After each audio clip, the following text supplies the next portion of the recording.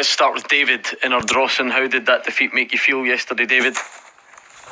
Oh, it was terrible. It was terrible. I was absolutely disgusted. I went up to Ibrox after the game and to shout at the players. I wanted some reaction from them, and when I went up, I would just shout at the gaffer, and he was like, "This is the Rangers. This is a disgrace." And he was just saying to us, "We just need time and patience." It was like, you've had all the time in the world, and Taz there came out the bus, and he actually shouted to us, "You're a disgrace. You're supposed to be supporters," and I just kicked off everything. I ripped my season ticket right in front of him.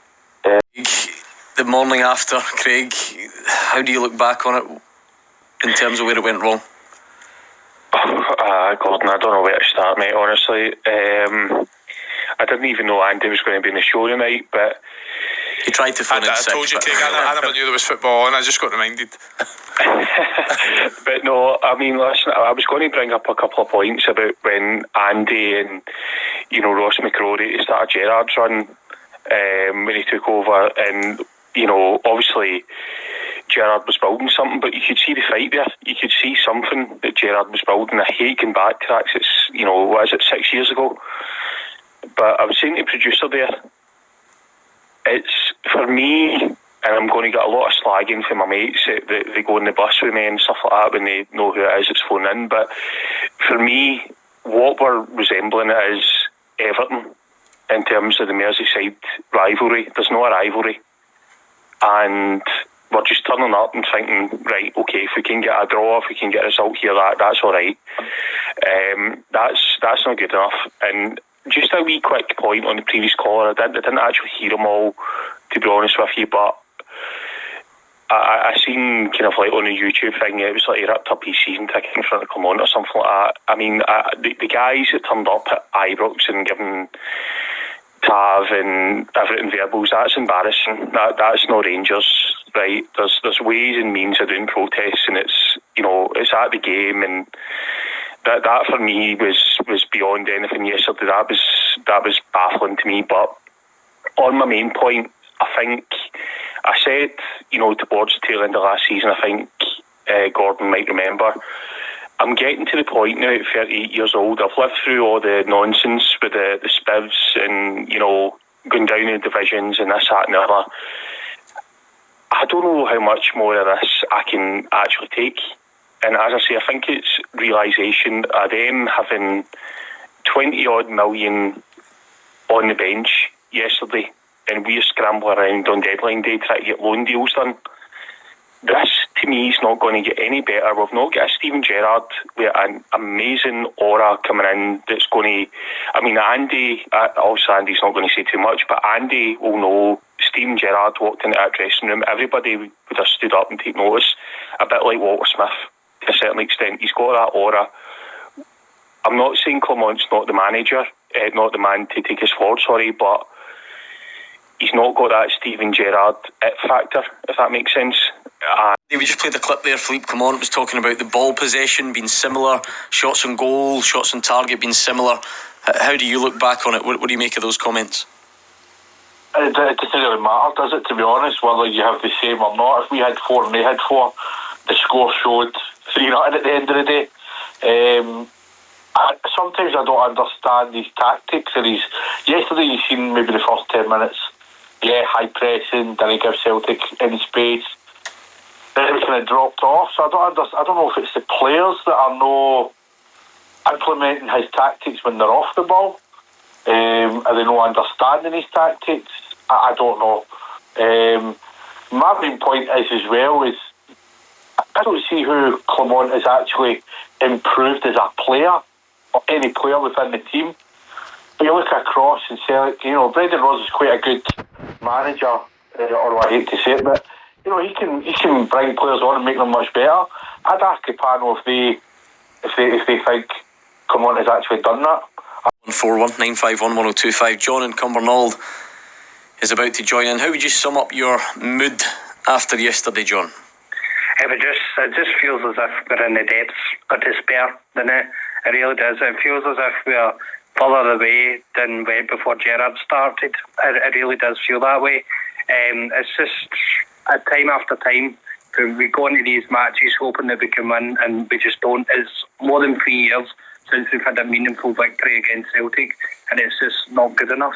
It's not just fluke come on, it's the board that have managed this period of just absolute misery for us Rangers fans. It's getting to the point. I think the board have to be very, very careful. Rangers fans are very loyal, and we showed that through our journey back. But it's getting to the point now. I think Rangers fans are starting to lose patience with this board and with this shenanigans that are going on in the background. I mean, myself and other family members that run Rangers fan clubs, I've heard several people saying they're thinking of cancelling their season ticket. Isn't the Gorbals, Craig? We've had phrases like depth of despair used by your fellow Rangers fans. How would you sum up your feelings? How you doing, panel? First time caller. Hi, Andy, Marvin, Gordon. I think it's going to be a common theme about how bleak times are looking for Rangers. I don't really see anything to the short to medium term that things going to get better. I don't really want to talk about the game. I've had enough slack and work to do about that. So is that the worst part of days like this, Craig? Right, for people like me who will never understand it, is that the worst bit when you need to go and face your colleagues the next day? 100%, absolutely. We've got a group chat, and I was very honest, but after that I became very quiet. So by far, showing your face on a Monday morning after that is definitely the worst. I was just specifically talking about the transfer model, or probably we don't really have one. Even when Andy was at the club, we spoke about this transfer model and how we're going to build our foundations on it. And out with Bassey and Patterson, there hasn't really been one. What you throw into the mix as well is there's no Champions League money coming in, there's no investors coming into the club, so it's really hard to kind of see how we're going to get out of this. I don't really see anybody in that squad now where they are going to be an asset. Potentially Conor Barron in a couple of years, he might, but I don't see him going for big money. It's just kind of, when you kind of take a backward step, we had so much opportunity to come through the leagues to bridge that gap, and I think one of your callers said we're kind of even further behind them now. And what you also need to remember, Celtic are going to be winning the league, getting Champions League money, and probably selling their best players every 2 to 3 years. So I'm very positive, and I try to be, but I think it's came to the point now where it's really hard to kind of find any positives. Let's bring in Colin, who's in Ayr. Colin, as a Rangers fan, you've had like a day to think about it. How do you feel now after yesterday? I'm still raging. Hi guys, I just want to say hi guys first. Thanks for taking my call. I don't know where we go from here as a club. Up to bottom, it's an absolute joke. The only time that we had a structure in place was Steven Gerrard was in charge. We have no captain, no fight, there's no passion. When the times were getting tough yesterday, you looked at that team throughout the squad. Who's going to grab this game by the scruff of the neck? I'd say nobody. It's going to Butland, Tav, midfield. The only one that's not going to get my anger thrown at them is the wee man Conor Barron. The wee man was covering 3-4 positions. He got left exposed. I feel actually sorry for the wee man. The rest of them is an absolute. I hope they look in the mirror today and thought, yeah, we turned up, we put in performance. Nah, I didn't see any fight in that team whatsoever. And William, who's in Port Glasgow. How are you, William? How would you sum up your feelings? Yeah, not great, to be honest. I would say it's nice to be on again, but I'd be lying, to be honest. So, no, it's just one of anger, really. I think I'm beyond disappointed and frustrated now. It's just another gutless performance from a group of players that seem to be scared. Is that the worst way, William? I've seen a bit of this on social media. See when that like anger and whatever turns into almost apathy. Is that when you know things are really bad?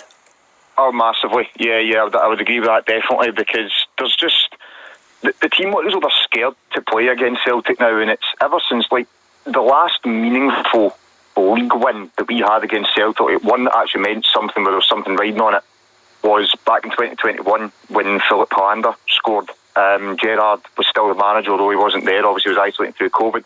But Gerrard was still a manager back then. We've won one league game since, and that was a dead rubber under Michael Beale at the end of the season before last. It seems as though every time we go up again in these games, yes, Celtic do have a better squad and better players than us, but they almost look as though they're beat before the ball's kicked. Are you as in the depths of despair as some of your previous fans that have been on? Do you see even a quicker way out of this than maybe some of them do? I think it is going to take a bit of time. I think I remember being on the show a couple of weeks ago and writing off the season after the first game. I think I still don't think we'll win the title this season. I just don't think there's a chance we're going to do it. I think this season probably is going to be a transitional period in terms of the players that we've brought in. I think there's been a lot of emphasis on bringing in younger players that can maybe develop, we can improve. So I do like that direction that we're going in. How long it will take us, I'm not too sure. I think it will be a while. I don't think it's going to take 4, 5, 6 years like some other fellow fans were saying, but I do think we're going to need to, unfortunately, suffer in the short to medium term to hopefully benefit in the long term. Doesn't seem that way just now, and I'm kind of forcing myself to try and be a little bit positive, but I do think it is going to take a bit of time, but in the hope that in the long run something does come of it. Hope. Is first up, Stuart. It's Tuesday, obviously. Does that mean your anger and frustration is disappearing as the week goes on, or does it get worse? How does it work? I'd say that really disappointed with things, the way things have been. The one thing I would say though, a scouting system for both clubs. Celtic are buying in players and selling them on for multi-million pounds. They've got a lot of revenue coming in. Rangers, likes of Billy Gilmour. We had, selling them on for multi-million pounds. They've got a lot of revenue coming in. I don't know if Stuart's got the radio on in the background. Maybe turn it off if that's the case. I'll do that. Yeah, the thing is as well, what really gets me as well is you look at it, Billy Gilmour was a real asset for Rangers, and they sold him at a pittance, went down south, and now he's just been transferred to Napoli for, I think it's about 14 million euros. But the thing about it, in business-wise, who have they got scouting? Because obviously, whoever the Celtic scouts are, they're doing a grand job and they're coming up with the goods. And obviously, they've signed a young boy, 20-year-old there, for millions of pounds. But what about Rangers? What's happening? They're short of cash, but the thing is, homegrown assets, like Gilmour and other players, and there's even the equivalent, Ben Doak, that was Celtic, but 18-year-old, he's doing well for himself as well. So why can't we I know the way things are in football, we can't revert back to the way things were, all Scottish players and like that, and it's good having a good mix, but what Rangers have currently got is just not good enough. It's the same for fans, Andy. When it comes before a break, you just have to let it fester, I guess, until the next game. How do you look back on it at the moment? Is this to me? It is you, Andy. Yes, on you go. I'm trying not to fester on it too much and try to just look forward to the next game. I was saying to your producer that, to be honest, that I've really kind of already wrote this season off, just from what I've seen in the window and from what I've seen over the years. That I think that really I was only going to plan in, and I have so far. I've kind of stuck to that plan, which was to only watch the Old Firms and the European games and just check in on the score and where Rangers are sitting in the league, just getting on with my life and enjoying other aspects of it. But I think the problems all started when they threw Gio under the bus. Now I know it's a long while away now, but I think that's when it started, when we brought in a manager who had a project to build, and we gave him 3 seasons to finally get there. And I think that everybody just expected Rangers to just kick on and start winning league after league after league, and not being realistic. And Gio came in, he lost a 6-point lead and lost the league, but it swings in like a pendulum in Glasgow if the teams are managed well, structurally as well, not just the manager. I think that the fact that he won a Scottish Cup and got to a Europa League final and then the next season wasn't given the Champions League money to spend, which he got on his own merit. It wasn't off the sales of players, which the board had put money into, obviously buying and to recuperate their money. I completely understand that when somebody gets money or earns money for the club on their own minute, they should on credit. On merit rather, they should be given that money to spend, or at least a little bit of that money to strengthen the squad. And I think that they just threw him under the bus, and then we changed the kind of top end of the board as if we'd expect something brilliant was going to happen, and it's not happened. So we've went downhill financially. There's a massive gulf between Celtic and Rangers because of the Champions League money, and Rangers have failed to get into the Champions League in the last couple of seasons. And I just think that really at this point the board should be looking at investors and not thinking, when Rangers restructured that it was, we're not going to have any one dominant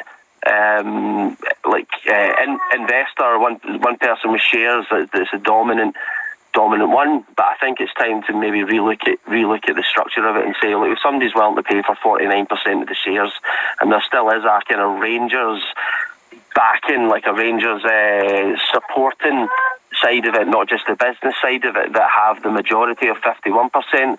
If somebody's going to come along and put money in, Rangers desperately need it. Otherwise, the gulf between Rangers and Celtic financially is going to get bigger. Take it away, Nadeem. Hi, Gordon. How you doing? Good. You?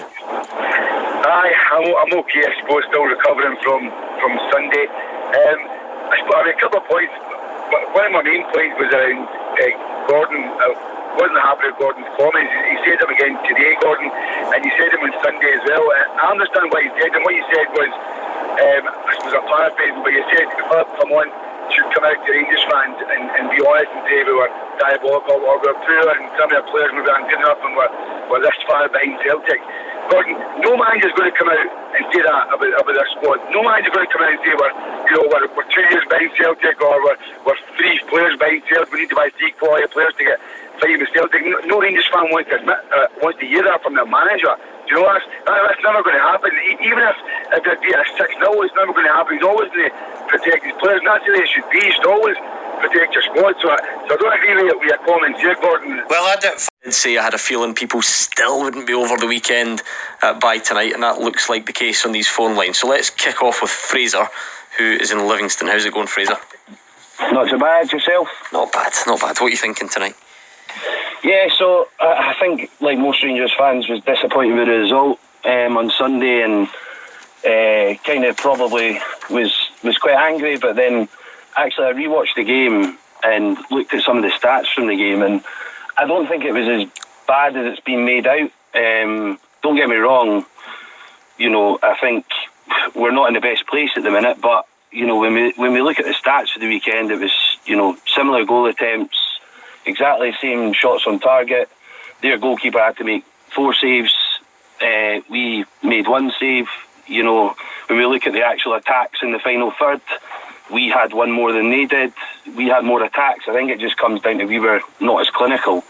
I think that's honestly the only difference, Fraser. Did Philippe Clement put you up to this call? Because that's sort of what he said after. It sounds as if he's been listening to Graham Souness, by the way. He's been at it as well. Fraser, what did the eye test tell you though? Let's forget the stats. Surely it felt like there was more in it than just one team was clinical and one team wasn't.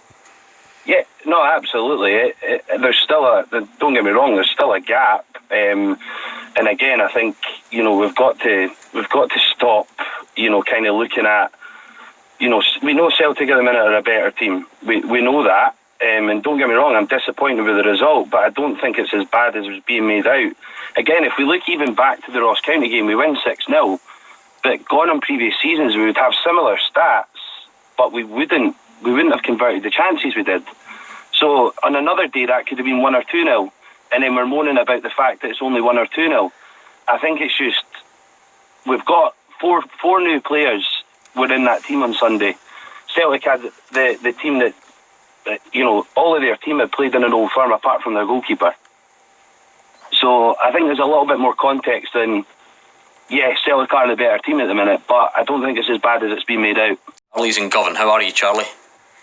Oh, I'm good. How are you? Not bad. What's your point tonight, Charlie? I just feel that there's a bigger financial gap between Celtic and Rangers. I think Rangers are closest to Aberdeen, to be honest. The way Rangers are going, I'm very worried. You genuinely think the battle's for third and not it's for second and not first? I think the battle's for third now. I've got no hope, and just right now, Rangers, it's not looking good.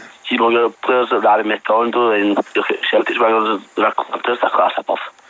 Do you honestly, is there a danger this is like the emotion of the weekend, or genuinely come like March, April, you think that's going to be the battle? I'll be saying we'll win the league next week, so I'm different, but now as it is, I'm not looking forward to the rest of the season. It's a 7:30 kick-off, so keep an eye on that one. Let's bring in Ian, who's a Rangers fan. How's it going, Ian? Hi, yeah, it's going okay. I'm a regular caller, but I haven't called for a wee while because I've not really knew kind of where Rangers were going or what to say, and I'm still a wee bit confused, but I think Philip Clement is playing right into Celtic's hands every time he plays them. He tries to play Celtic, but he tries to go up the park and be a bit gung-ho, and he leaves Rangers wide open. And I think those players are good enough. Those players should be good enough to get a result against Celtic, and it shouldn't take this length of time. And I think if Rangers made themselves harder to beat, in the sense that when if Walter Smith, God rest him, if he was there, Celtic wouldn't score great goals like that. They wouldn't score goals as easy as that, shooting outside the area and overlapping in the last third of the park and causing chaos. And I honestly think it's a lot of it's down to organisation and planning. And I'm not saying there's not a gap, there definitely is. But I think, like, Walter Smith had players like Gaza and Laudrup at his disposal, and he still didn't go gung-ho. A lot of the time Celtic were pinned back, Rangers in their own half, and Rangers would break away and score a goal. And I think that's the kind of thing that Rangers need to get back to. We have to accept that we are second best to Celtic just now and try something else.